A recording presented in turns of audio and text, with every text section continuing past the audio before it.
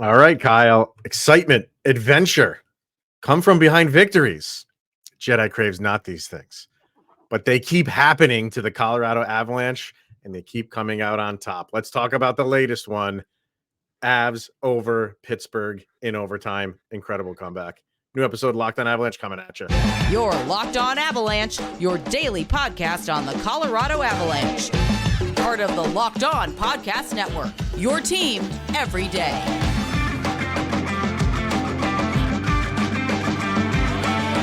All right, everybody. Welcome to the Locked on Avalanche podcast. We're part of the Locked on Podcast Network, your team every day. I'm your host, Chris Maselli. With me, as always, is Mr. Shaggy Von Doom, Kyle Sullivan. Thank you for tuning in, making it your first listen of the day. That's always appreciated. Make sure you're following us on our social media outlets, LOPN_Avalanche on Twitter X, Locked on Avalanche on Instagram and Threads. Questions, comments, concerns, and opinions, lockedonavalanche@gmail.com. And make sure you subscribe to our YouTube channel. There we go. Over on YouTube. Hit subscribe, get notified when a new show goes live. And yes, subscribe to our Subtext as well. Link to that is in the show notes below, because when you do, you chat with Kyle and I one-on-one. We get your opinions on everything Avalanche related, which we share on this very podcast.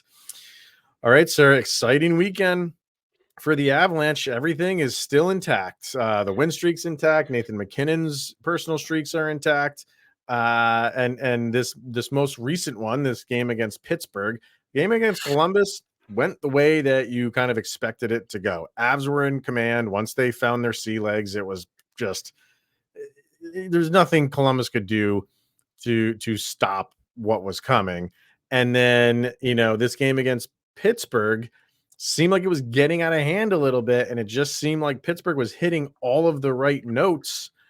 And then the Avalanche just have that no quit vibe in them and that no quit mentality. And they just start knocking them off one at a time, climb back in this thing. Jonathan Drouin with the overtime winner and another win. It's not, again, ideal, but you will take these. A win is a win is a win. And while you want it to be a little bit smoother, like the Columbus game, you're doing what you did against Pittsburgh a lot as well. And they count as 2 points just the same. You know what I kept thinking during this Pittsburgh game was, you remember the last time the Avalanche were on a beautiful winning streak? It was when they went to New York and got that consecutive road victory. Then they went to Pittsburgh and left a goose egg on the board, streak over, and then the team started to reel. And then about the second period of this game, I was like, oh no, Pittsburgh, they only exist to ruin good things for the Avalanche. They take Ryan Graves, they're just ruining everything for us. But no, the Avalanche, it's what else can you say about how this team operates right now? They are just on. Yes, they're down 4-0. Apparently, that's not enough. What can you do to keep this team down? And this is one of those that in the first two periods, if you didn't like Georgiev, congratulations. This was your first two periods. You get to have your day. This team looks sluggish. Wow. Sure, go ahead. Everybody gets to throw in and put their hands up and say, here's the Avalanche that we know and love. And you kind of just pack it in and say, well, they just don't have it tonight. But all the fans started to chirp and moan, except the Avalanche. And the thing that separates the Avalanche and how they're playing now than any other point this season, they're having so much fun doing this. Did you see that celebration on Drouin's second goal? Let me say that again. Drouin's second goal. And you had a Trennan goal. You had a Sean Skywalker goal. Like, this is what you want. This is everything that all the pieces were put in place for this reason. Like, this team is just so much fun. You thought they were out. And for the 25th comeback victory of the season, the Avalanche and Nathan MacKinnon continuing his point streak effortlessly. This is just so much fun. I don't think it was, fans think, like, you were saying, like, you give people kind of coming down on him, or just the people who think like, they're playing lackluster, and they I don't feel like they were playing poorly. I think it was just early on, it just seemed like it was one of those games where Pittsburgh, like I said in the beginning, was just getting everything going their way. And when it was 4-0, you were basically like, all right, like you said, like the streak's got to end at some point, and you're due for a stinker. You've been playing well since the trade deadline, and it's just one of the games like this are going to happen. And even though you're down 4-0, you're still thinking like, just get that one goal before the second period is over. And then maybe it's a little bit more palatable. And who, that's still an uphill climb, but they get two. and that's where this team just, it's just most, I don't know. I don't want to say like most teams would just say, oh, get the one and be happy with it. I think the Avalanche would have been happy with that. But it's not like it's just, oh, we got one. Oh, now let's just skate into it and lick our wounds and come out with some sort of game plan for the third. It's like, no, keep pressing for what we have left in this period. And they get two. And now, again, it's a completely different game. It's a completely different mindset. You have the team on the other end who's been struggling all year. Again, like this is what was the game? The Calgary game, or even not the Calgary, the Vancouver game. Yeah, Vancouver game. It's similar to that, but maybe on a bigger level because Vancouver, they've been playing well all year.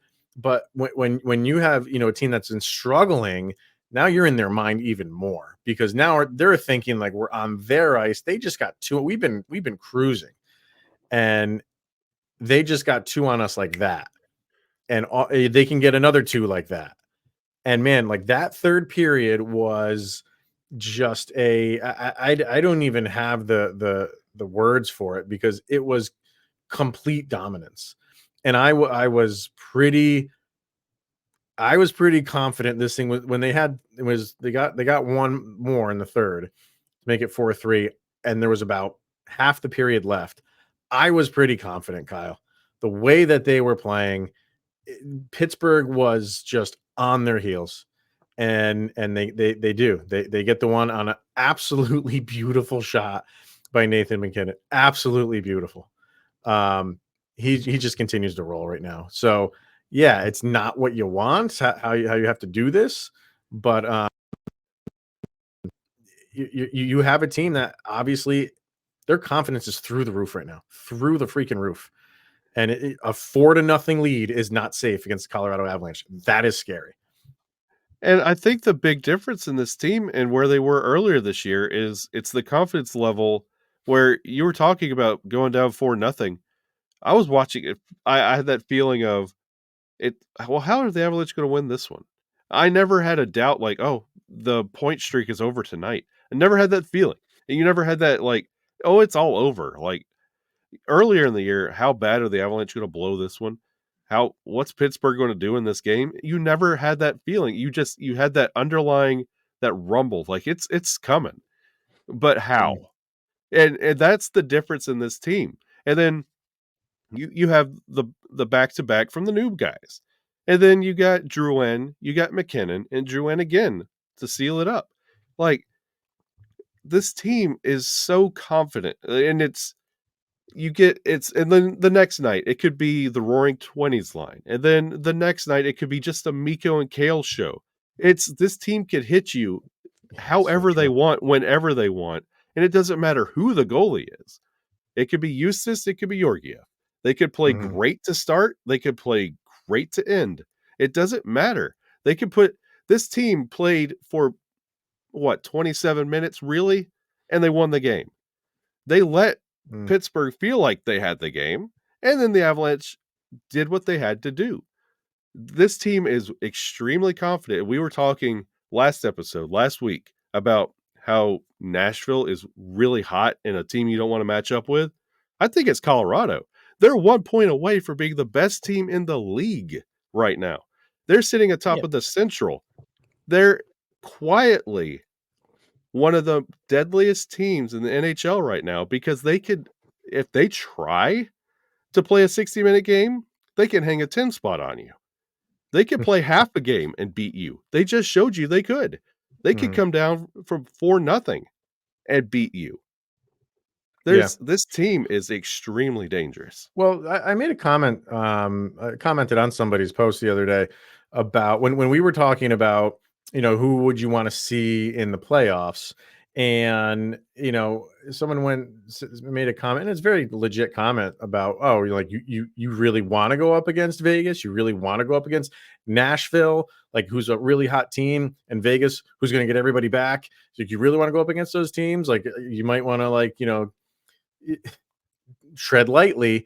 And my response was like, what about us? What about the Avalanche? What about you think teams want to face the Avalanche right now? Why is it always one way? Why is it always like those teams, because they're hot, like you don't want to play them? No. Look what the Avalanche, look, this is a complete team right now. And I think teams are saying that about the Colorado Avalanche. We don't want to face them because and they're going to look at games like this, and like that's going to strike. You're never out of it. You're never out of it. And I know, like, going into the playoffs, well, let's talk about that. Let's take our first break. And is this, we've said it. This is not what you want to do in the playoffs, but it could be that way. Why can't it be this way if it needs to be? And is that sustainable? So let's get into that. And then I want to bring up Jonathan Drouin too. And we'll maybe a little dicey here going into the offseason with him, but we'll discuss all of that coming up next.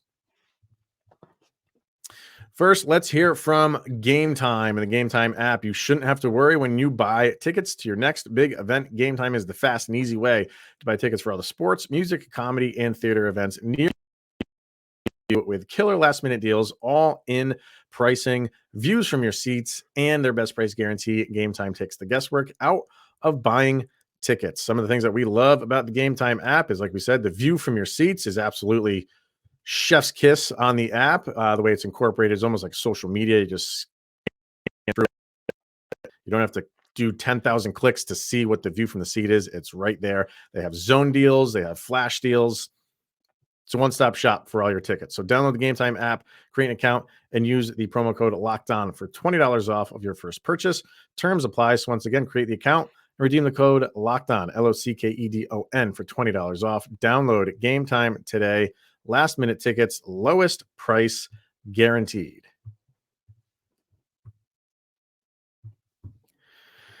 All right, sir. So yeah, like the playoffs are around the corner. Not many games left. And I know there's a lot of fans that it's entertaining. This is entertaining hockey. Like, right, they're fun games to watch. When you would like for them to be a little bit more smooth sailing.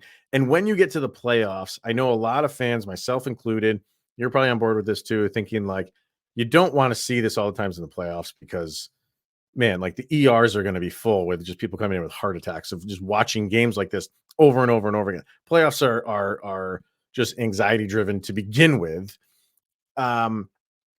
Is this like, why can't the Avalanche win a Stanley Cup or go to a Stanley Cup playing this way?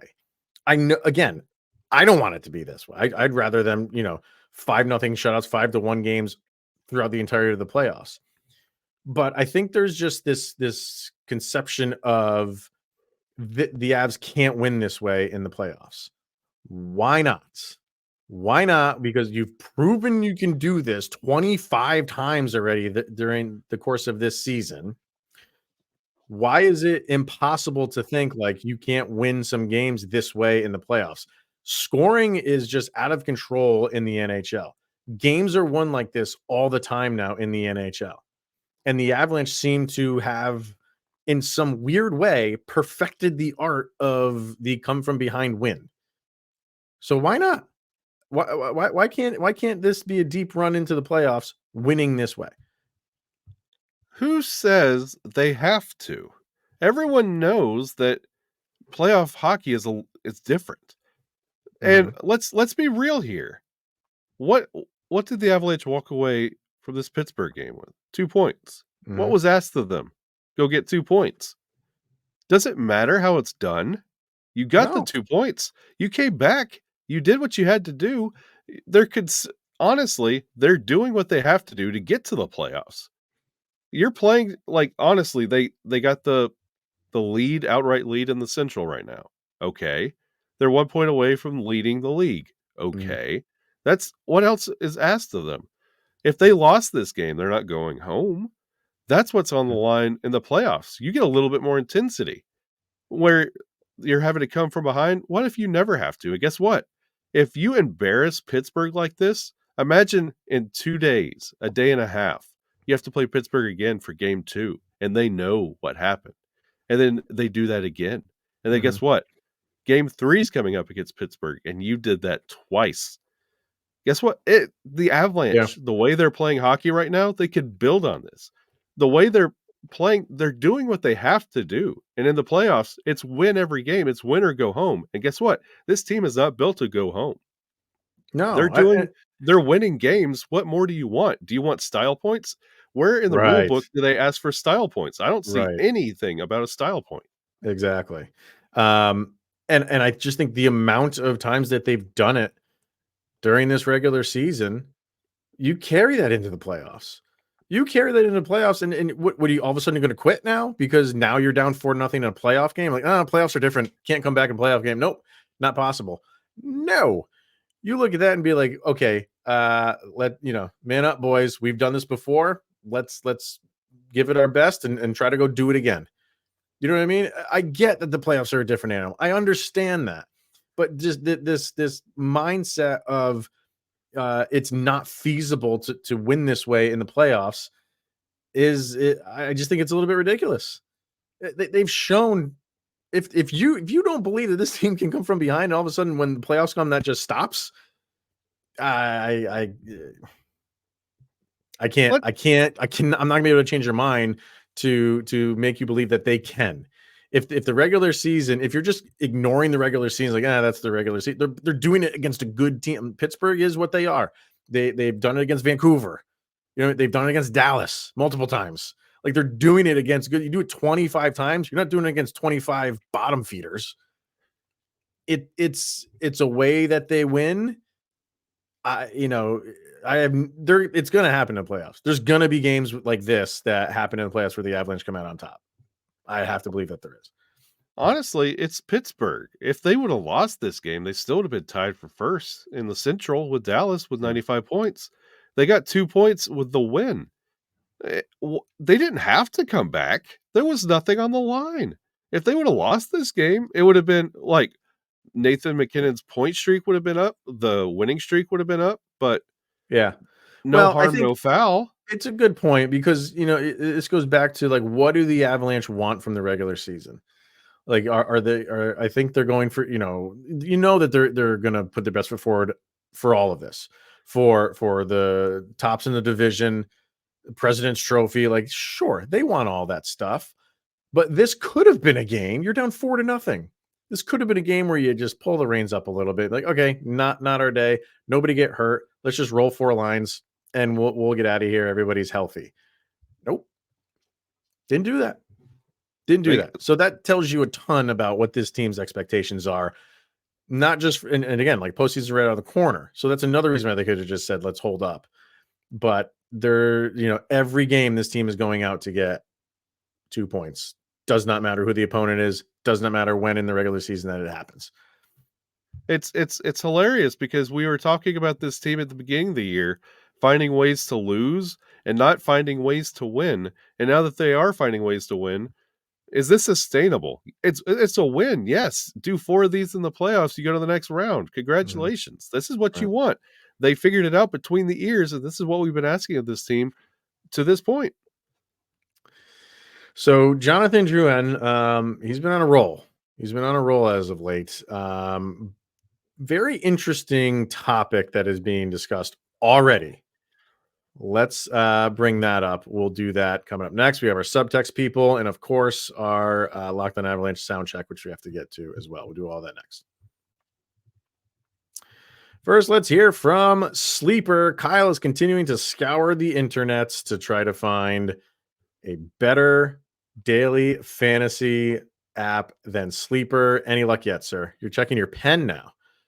It could have been a secret decoder pin, and It's not. it's not. There's No. nothing. Throw that Sleeper's thing in the number one. trash. Throw it It's in the gone. trash. Yeah. Yeah. Sleeper is the official daily fantasy app of the Locked On NHL Network. Sleeper is our number one choice for daily fantasy sports and especially daily fantasy hockey, because with Sleeper, you can win 100 times your cash in daily fantasy hockey contests. This is where I come to you, sir, and ask you who your sleeper pick is for the next Avalanche game, which is against the Montreal Canadiens. Sir, I haven't faced them in a little while. But that game is Tuesday. Who are you liking for that one? Jonathan Drouin. Keep the hot hand rolling. Because I thought you were gonna team. I thought you were gonna say Lehkonen because he's more of the but yeah, that's true. Drouin, go after him. Why not? Both those guys. I'll go Drouin. You go with or I'll go with Lehkonen. You go with Drouin. How about that? Done. So all you have to do is pick whether studs like Arturi Lehkonen and Jonathan Drouin will record more or less than their sleeper projections for things like goals, assists, saves, plus, minus, and more in a given game. And you just go to use the promo code Locked On NHL, and you'll get up to a $100 match on your first deposit. Terms and conditions apply. The code is Locked On NHL. See Sleeper's terms of use for details and locational availability. All right, so yeah, Jonathan Drouin playing fantastic right now. So I know we'll get into this more as once the season is over and we do our off-season stuff and free agents and all that other good stuff that comes with the off-season. But this question's being and Vargar even threw this out in subtext. So we'll just get your thoughts on it now, and again, we'll dive into it more. But he's obviously outplaying the contract the Avalanche signed him to this year. It's a 1-year deal, less than $1 million. I think it's like $875,000, whatever it is. And it was basically like, come over here, let's see what you can do, get you out of Montreal, and buddy up again with Nathan MacKinnon. And after a little getting to know you period in the beginning of the season, it's worked out. Right. I mean, we're all in agreement. Like, it has worked out well. It's an interesting topic on where it goes from here, because he's due a contract. Obviously, they just signed him to a 1-year deal. I'm sure the Avalanche want to keep him. What happens? I'm not going to hold you anything right now, but does he go somewhere else and take more money, which he probably will be offered just based on this 1 year, getting kind of back on track year for him? Or does he give thanks to the Avalanche for kind of reigniting his career and stay put with this team that's obviously good for him, maybe at a lower value? What do you think happens early on? The answer to that question lies in the playoffs we were just talking about. Okay. If he goes ghost mode in the playoffs, that's a cute regular season, but you don't have the upper hand in bargaining here. We ask you to come in here to help us win a Stanley Cup, and where's our Stanley Cup? Well, hold on. I don't want to say they brought him in, and relied on him to be the guy that helps them win the Stanley Cup. They have those guys in place to be there along the way. And yeah. I mean, in Drouin's position, where else are you going to go to achieve this? That would be Colorado right now. Right. With this roster top to bottom. This is one of those that if McFarland says, hey, love that regular season, love to see you step up a little bit more in the playoffs, here's $2 million. You want to do it again? There. But yeah, you want to see what he does in the playoffs. I agree with that. I agree with they want to see what he does in the playoffs, but it will also come down to how the entire team played. Because if this is a repeat of last year where, everybody struggled against Seattle, you can't just hold it against one guy, when the entire team struggled. But, let's say the entire team struggled, he has a good playoff. Obviously that's good. So we'll see. It according makes to it Nathan hard. MacKinnon, he took less money this year to come to Colorado. So right now, I feel like everything is in the mindset of, why would I leave? Yeah. And I could, if I want to make more money, then he's going to go. If it's about the money, which, okay, if I'm never going to fault a player for chasing the money, then go do it. If he wins a cup, if they win the cup this year, he's probably gone because he's like, hey, I went there, I won the Stanley Cup, and now I'm going to go get paid. Now my name is engraved on a Stanley Cup forever. I'm going to go get paid now. Okay, fine. If they don't, even if they get to the cup and lose it, I think anything, even if I want to say it's 100% guaranteed, even if they win it, he's gone. I think the likelihood is higher if they do win it all. Anything else, I think he's so like enmeshed with this team right now and appreciative that he hangs around. And it's not like they can't offer him nothing, but I do. I think he hangs around for a few more years. Yeah, because when it comes to the playoffs, if you have goose eggs and you get bounced, it's hard to turn around and say, hey, that regular season, it rehabbed my career. I'd like to see 3.5, 4 million. That's one of those that you laugh and walk away. It's all about what you do in the playoffs. And if they win a Stanley Cup, if it's one of those, I take less because I like playing with Nathan MacKinnon and there's a good relationship between ownership and my teammates, that stick around. We love to have you, but you got to show up in the playoffs before you start talking numbers. Yeah, I agree with that. So, all right, let's get to our subtext people, and then we'll get to our sound check and call it a day. So let's see. Here's Vargar. We'll start with Vargar because we're talking about him already. So he says, I admit I'm into the Sid versus Nate Cole Harbor dynamic. You see Sid come out hot and Nate answer. It's nice to see the Halifax Mooseheads dynamic as well. I think a lot of As fans have dreamed on a Drouin and Mac reunion, and obviously the chemistry is still there. If Drouin leaves for big money contract, I expect a big regression. That's the other thing. Like, obviously, this team is good for him. So does he go anywhere else? Is he afraid of that? Is he afraid of, man, like this team and this system is clearly good for me? There's no guarantee if I go to another team, I'm going to be able to replicate what I'm doing in Colorado. Yeah, So, ask anybody who's done that same move here recently. Ask a former Av that has thrived anywhere else. Yeah, it's tough.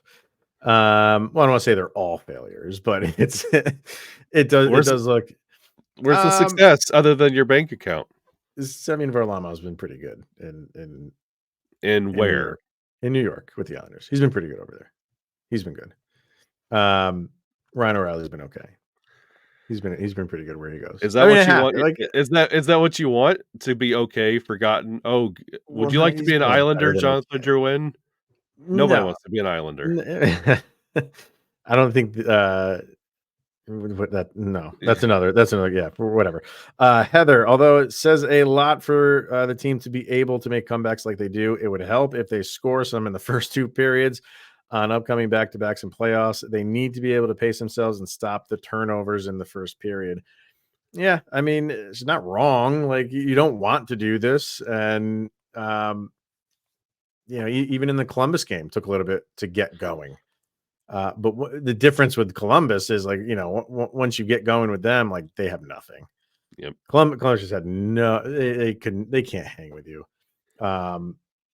And Pittsburgh, while you still have Sidney Crosby on that team, you still have good guys on that team that can show up.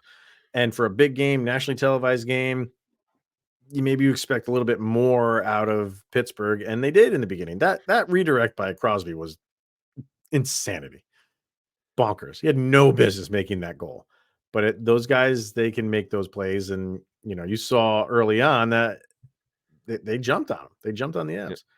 And that's not the same Pittsburgh team that we all know. It's half their AHL team. It's not the same Pittsburgh Penguins as we know. It's Sidney Crosby, the end.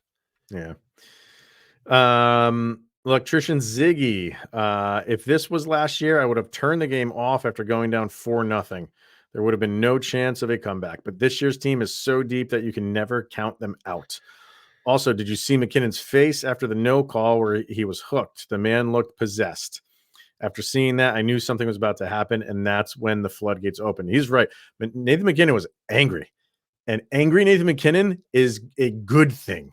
A lot of times when players, they get out of their heads, when calls aren't going their way, when the whole game isn't going their way, they get so frustrated, they go overboard, and it's they forget the system, they forget the game plan, and it's just bull in a china shop.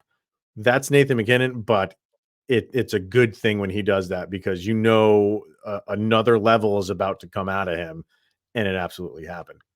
And I'll raise electrician Ziggy this. He said if it was last year and they went down 4-0, if it was last month and they were down 4-0, I would turn this game off. That's true. It was pre deadline.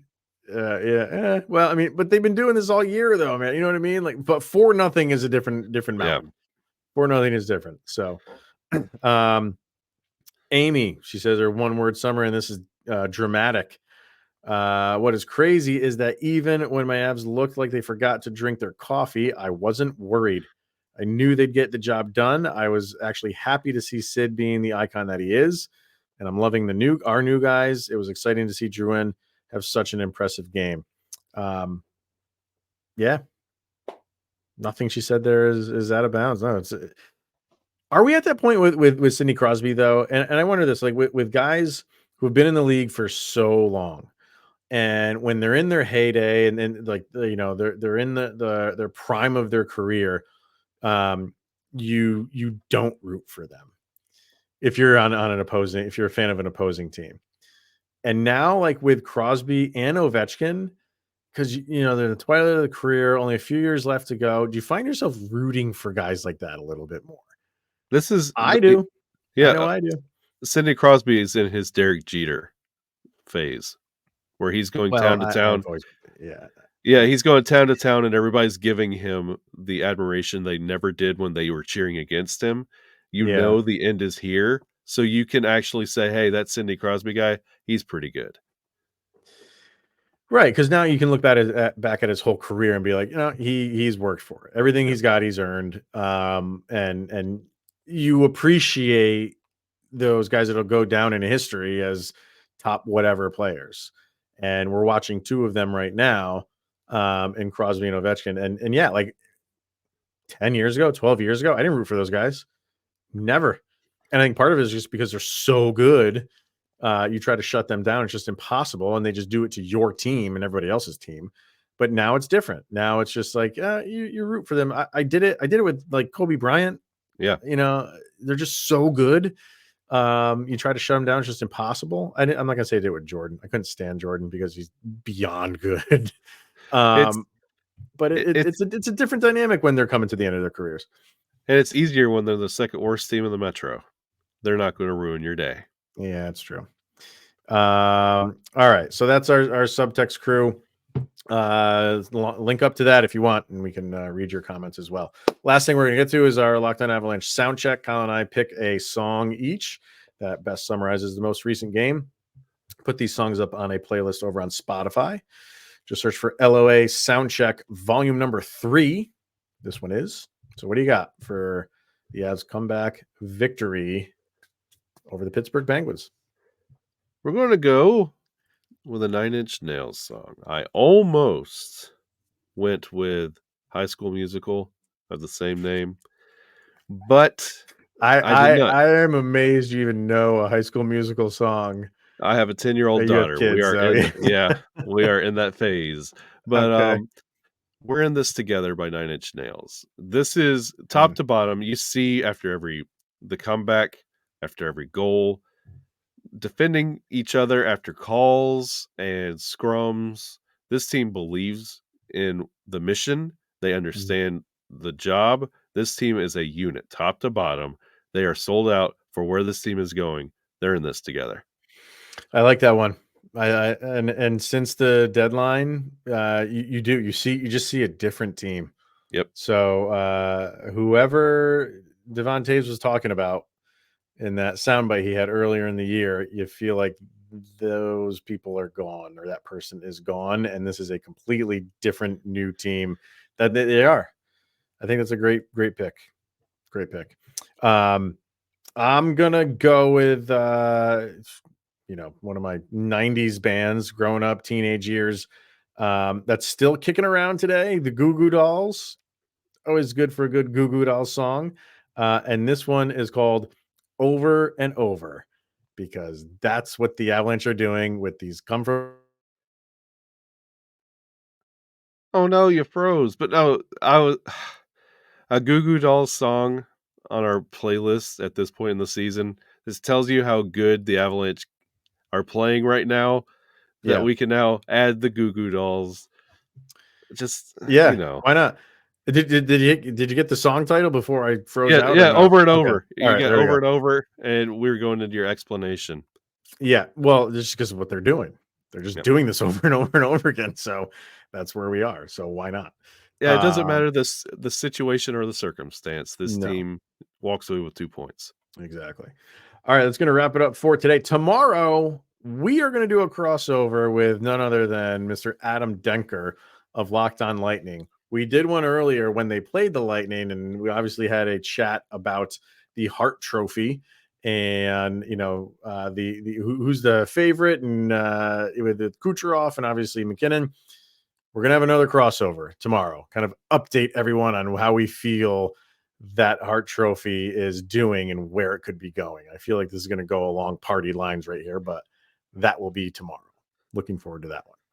Bring it on. All right. That's going to wrap it up for today. Thank you for tuning in, making it your first listen of the day. Always appreciated. He is Mr. Shaggy Von Doom, Kyle Sullivan. I am Chris Maselli. This is the Locked On Avalanche podcast, and we'll see you guys tomorrow. Awesome sauce.